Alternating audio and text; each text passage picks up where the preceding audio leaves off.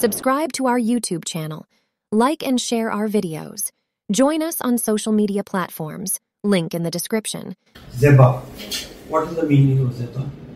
So ZEBA means beautiful and Anam means blessing. So it becomes a beautiful blessing of God. Anam. Anam is your surname also? No sir, it's a middle name. You do not have the system of a surname? No sir. No. Then your parents do not have a surname? My father has the surname Ali and my brothers also use it. But my father didn't prefer to put... Or the girls don't use these kind of surnames? Usually they don't. Maybe they put Banu. And Banu? Yes sir. Okay. ZEBA Anam Banu. ZEBA is beautiful. Okay. You switched from BSc Honours to LLB. BSc Honours is a good course. Gargi is a good college also. Gargi, Kamla Nehru, dono saath saath. Kamla Nehru is saath saath. Good college also. So why? Sir, actually even after 12th I wanted to do the law graduation. So I wanted to do BA LLB. But then I also wanted to write the competitive exams. So instead of going for a 5-year plan, I went to a 3-year course and then decided to pursue a 3-year LLB after the graduation. You have appeared for civil services also? Yes sir. What is the status? Sir, I could not clear the prelims. How many attempts? I have given 4 attempts in civil services and 5 in CAPF. Okay. You are entitled to OBC reservations? Yes sir. Achha.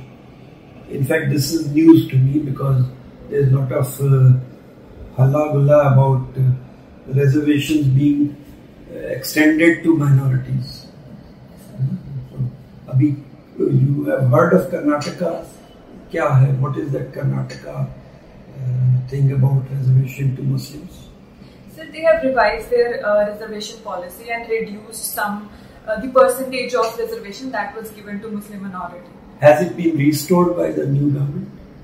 Sir, I am not aware if it has been. You are not aware. Okay. You heard of CAA? What is that? Sir, CAA was the... She is the law expert. She'll ask you about law later. But just for my general knowledge. CAA. Sir, it was the Citizenship Amendment Act. And it through the amendment, what government did was to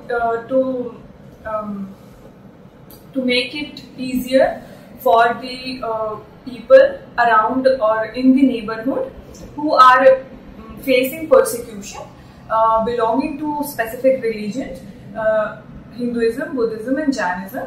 If they are persecuted in their land or in their country, they can come to India and they can and the rules of naturalization, getting citizenship through naturalization was eased out. So if you are coming after 2014 and you have been living in India for 6 years, then you can get the citizenship through naturalization. After 2014 or before 2014? Sir, because I am told the cutoff date is 2014. Yes sir, the cutoff date is 2014. Eased out, you use the yes. word. Eased out means that those have been removed. So earlier eased up or eased out? So earlier the limit was 11 years. Then it was reduced to 6 years. Okay. So for those people who have come into India before 2014. Yes sir.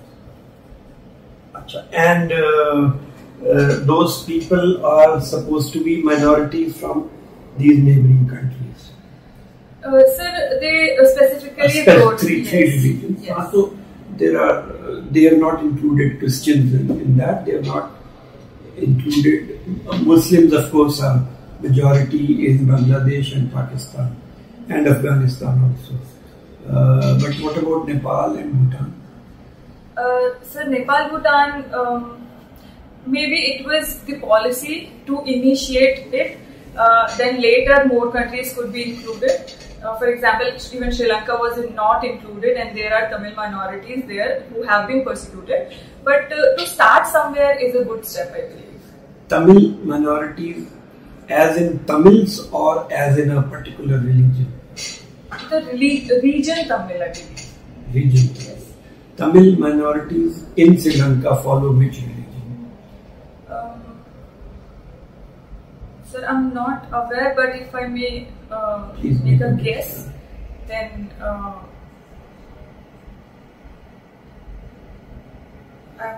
maybe they are Hindu minorities. So, excluding Hindu minorities from Sri Lanka is a dichotomy or aberration in this CA. Okay.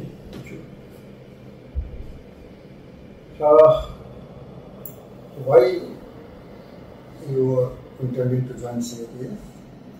Sir, it can be twofold, the reasons for me to join CAPF. Firstly, I always wanted to go for a uniform service because it holds a dignity. The uniform holds a very respectful place in the society, and it plays a very important role in the internal security of India. And secondly, also, I believe that it is a good career opportunity for me, and it will provide a financial stability to me in life. Okay. So, internal security, when you talk of, what are the internal security challenges India is facing? Sir, there are multiple internal security challenges, including the insurgency in Northeast, the Naxalism in the Red Corridor area, the militancy in the Jammu Kashmir area, and the internal security reasons are also because of poverty, cyber security, health security. All of these makes up for the threats against internal security. Red Corridor includes?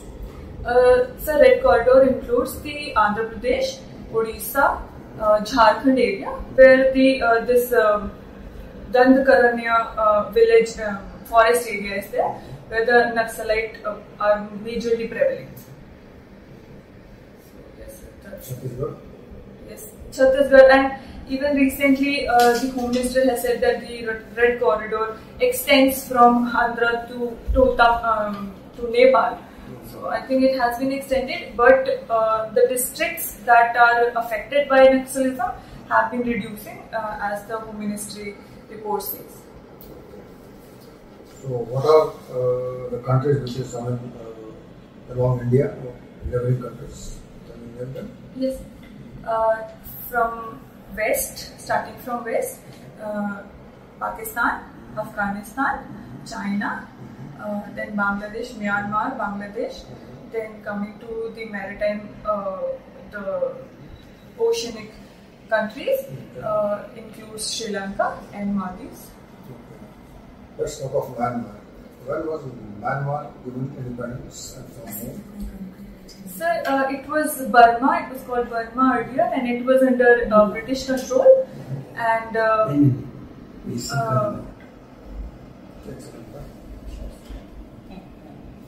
yes, so it was under British control, and it was given independence 1948, as I can recall. I'm not sure of the year. So, who is presently ruling Myanmar? Sir, the military junta is ruling the state of Myanmar right now.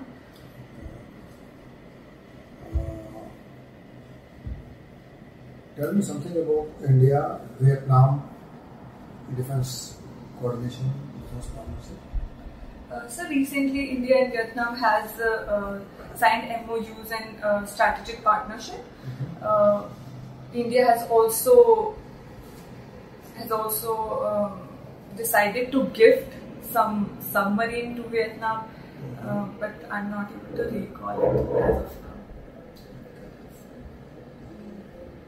But I think being a Southeast Asian nation, both the countries, India and Vietnam, wants to have a free and fair navigation throughout the Southeast Asia and specifically the South China Sea.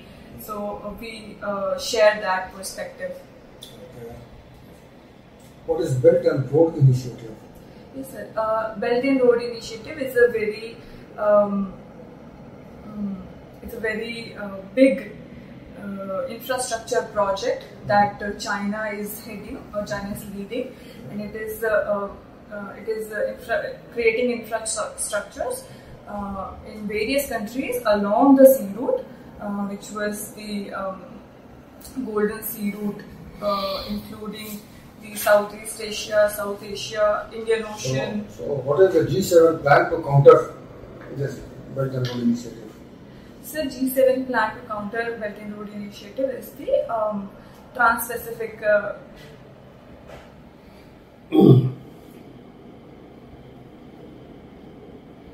What is PGII? PGII, it's a Global Infrastructure Initiative. This is the one which will be countering Yes, sir. Belt and Road Initiative.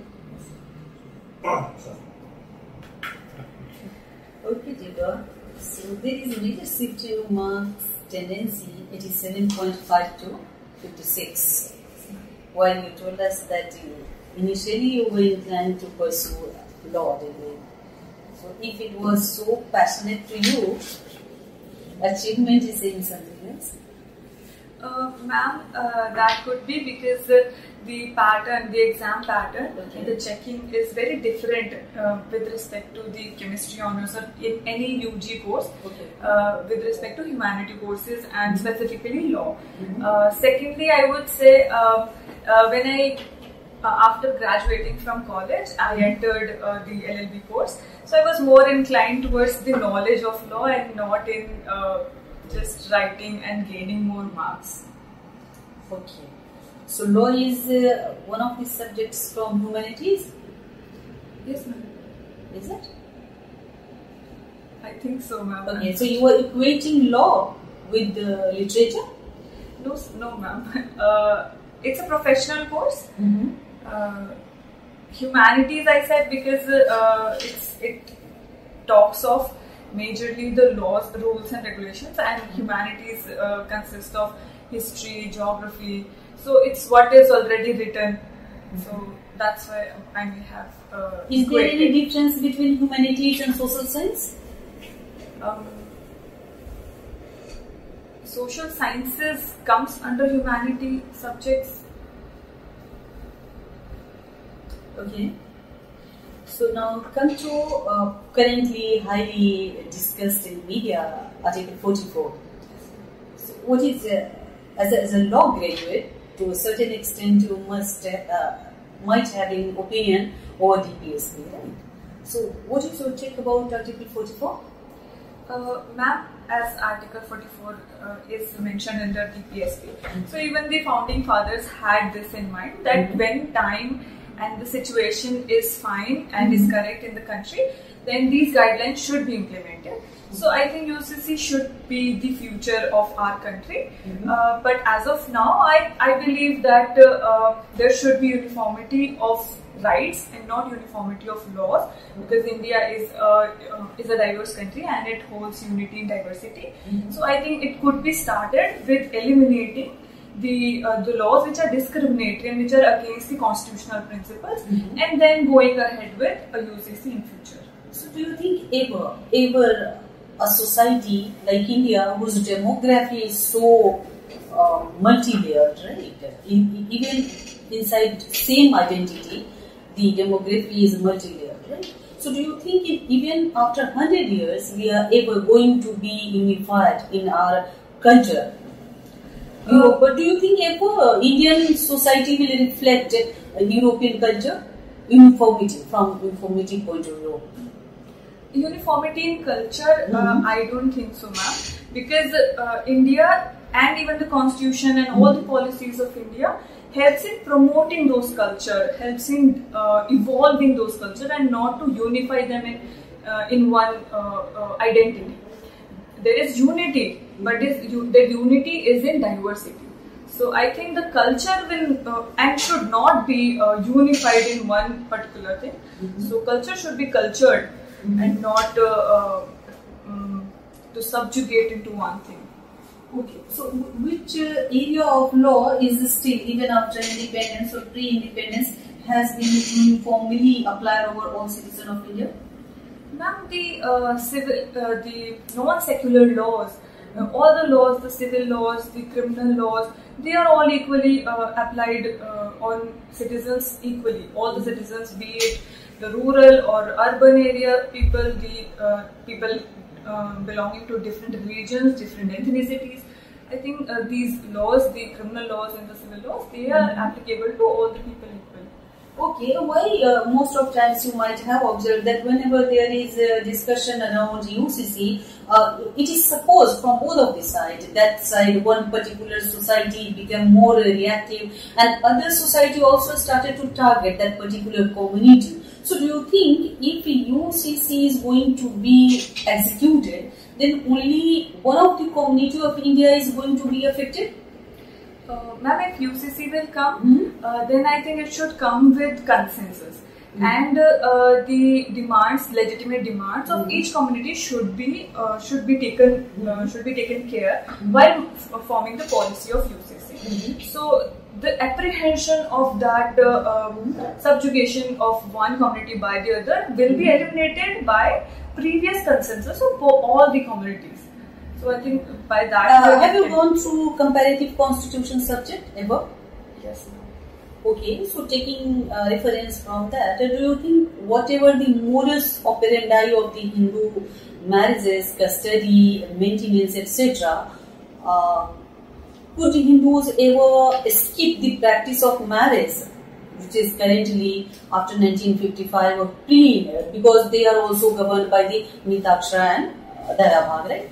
So do you think that the major population of India will ever be ready to shun this practice of marriage, tradition of marriages that just has been given in the legislation? Otherwise, actually the personal laws, that is the Hindu personal laws, has been codified. Otherwise, practice is religious. That religious things has been codified. Nothing has changed, right? So, do you think they would ever be agree to leave their practices by that Agni Fera, 7 steps and all? Just by registering marriages, would the majority population be agree? Ma'am, I don't think so they will agree, and I don't think that will be necessary to removing practices which are not discriminatory and which are not categorically of any threat to the society. So I don't think so these practices should be eliminated or should be... Are you aware that in south part of India, that is Hyderabad, Andhra Pradesh, there is, because of the operation of Section 5 of Hindu Marriage Act, even among Hindus there is right that a Hindu can marry to their close relative, that is niece and nephew.